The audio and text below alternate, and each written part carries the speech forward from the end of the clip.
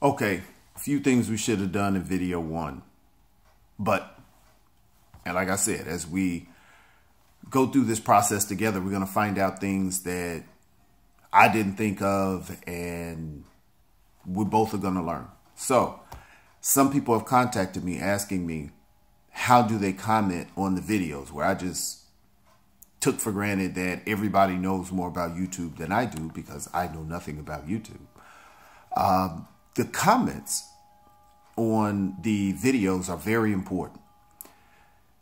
If you just email me a comment or text me a comment, I'm not going to know necessarily which video it goes to, or I could forget or whatever. It's much more organized to actually comment on the videos for two reasons.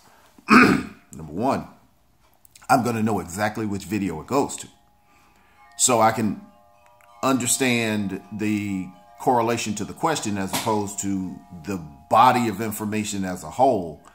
I may not know exactly which point is being contested or supported, but if it's on the actual video, you can tell me. You can be as specific as stopping the video and saying, there was a statement you said at 2 minutes and 35 seconds into the video that I think was erroneous or inaccurate, or I have a primary source that contradicts that, or a secondary source that contradicts it. And then I can comment verbally through there, and we'll have a verbal tree of communication with the video. And other people can see your comment. They may agree, or they may have sources that contradict your source. And it may be a discourse in between viewers as opposed to me and the viewers, which the whole point is just to get scholarship being created by the video and from the video, so everybody can benefit from that. What else? The way that you actually comment on it is when you're playing the video, there are 3 buttons in the top right-hand corner. If you're looking at the screen, I'm getting thrown off because I'm looking at me in the screen. But the top right-hand corner, there are 3 buttons. You touch that, it'll say help and feedback. Then you can select feedback, and then it'll say from in your email address. And then you can type in, hey, Darnell, you're the smartest guy in the world. And it should come up under the video, or at least in the comment, like where it has a thumbs up and thumbs down, there's a little comment thing. Well, it'll show that there are comments. And then we can tap that and see the comments that correspond to that particular video. What else? Help me. If there are any maintenance things like that, please don't put that on the feed. Go ahead and call me. Go ahead and email me. Go ahead and text me. So the only thing that we have on those feeds are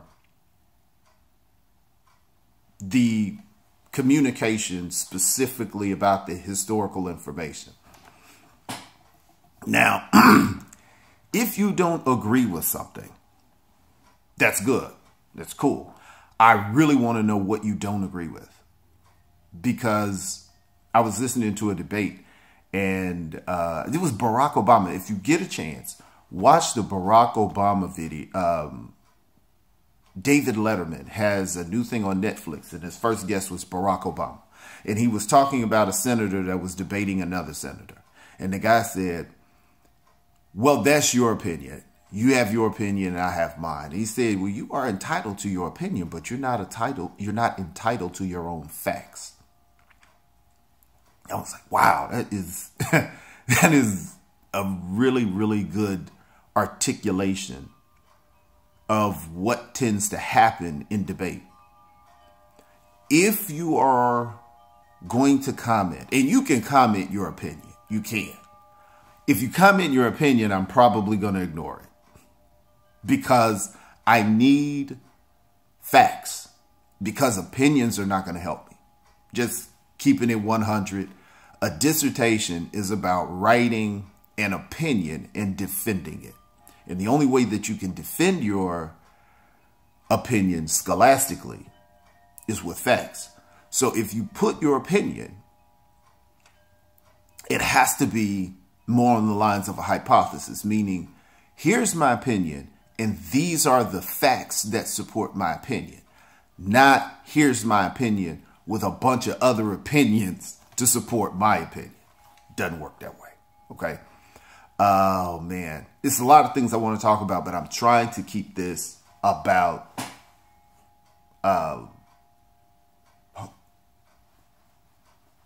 keeping the organization of the channel. It's funny, when I watch myself talk, I've noticed I've developed a habit of pausing to get the right words.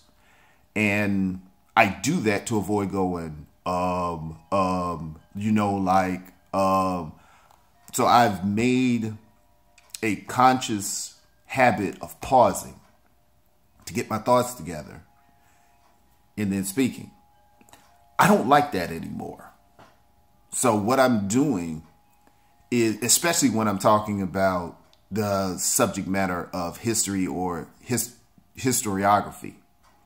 Historiography is the study of history and how it's recorded. Story of interactions between man and the environment. Okay.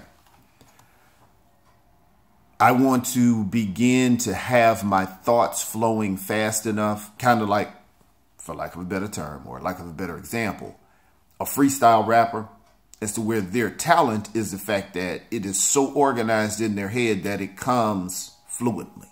And the only way I'm going to do that is through videos like these, where I'm organizing these thoughts and I can switch from argument to argument, from point to point, from fact to fact, more seamlessly. So if it bothers you, it bothers me too.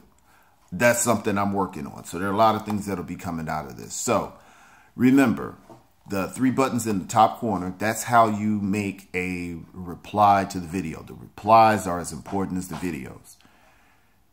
Check your facts when you comment or put an opinion down, which history is nothing but opinions for the most part. Even if it's a primary source, it is the perspective of that primary source. I was in a class Monday, and the professor who's teaching the class is white, and he's writing a book currently about a particular group of Native Americans. And he was talking about how violent they were and how they tortured white women. And he asked the class, which I'm the darkest thing in the class, which you can say that, you can see I'm not that dark. Why do you all think that those Native women would attack white women when they got the chance to? Now, to me, the answer was obvious. And I believe everybody in that class are good people. Now, just by sheer numbers, I'm sure somebody in there is not, sure averages rather, but I have no reason to believe that any of those people in there are racist, don't like Native Americans, don't like black people. I have no reason to think that. So I'm sitting there listening to them talk, and the reason that they came up with that best suited them, that was really, I believe, in their hearts, was that the women did not want the white women for competition for men. And I just had to interject. Did you ever think about the fact that maybe those women hated white women as much as the men hated white men for what they had done to them in their land and their culture and everything? And the women would have done it to the men if they were strong enough to do it. So they did it to who they were strong enough to do it against. None of them had even thought about looking at it from an oppressed perspective. They looked at it from an Anglo perspective because they're Anglo. So when you're putting down your opinion, put some facts, because they had no factual documentation to come to that conclusion. None. Not even the doctor. Not even the professor. None. But that was how perspective can trick you. And the more people who agree with your perspective will trick you. Which is another reason why I'm doing these videos. So remember, top corner, make it happen, comments.